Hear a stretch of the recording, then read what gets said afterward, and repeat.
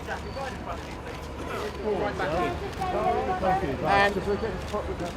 exciting campaign. It's going to be on the buses all around London and Edinburgh and Glasgow and across Britain. Going to run for about 3 weeks or a month.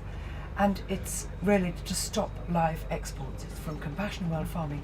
And this particular campaign won a competition to make ads on buses.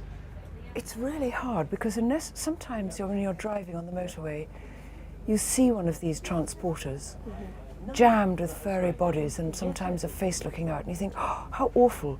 But in your mind, as you drive past it, it disappears from your mind, and you imagine it's going maybe the length of your journey, which might be 4 hours.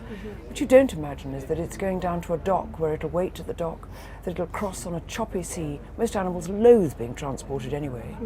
But because animals don't have facial expressions, they just look apparently calm, and people say, look, there's no problem there. But we can see from the film the anxiety and the horror of it all. Then they're transported across where they're handled quite often pretty brutally, loaded up onto something else, dragged away to somewhere else, no food, no water. I don't think the person sitting here outside in the street really has had the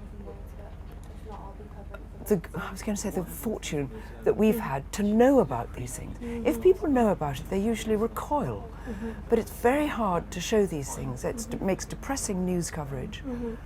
People hate to see animals suffering, so they would rather not think about it. And most of the way that animals are brought to our table is from people not thinking about it. As soon as they do think about it, they quite often change their mind. And what would you like to see then? Would you like to see I'd like to see an enforcement of the 8-hour journey. That's, I think, we'd like to see no journeying at all, but if they have to travel for slaughter or for fattening, that the journey is limited to 8 hours and that is enforced. Go to our website, stopliveexports.com, find out what you can do, sign up, particularly that we want to close the trade from Ramsgate.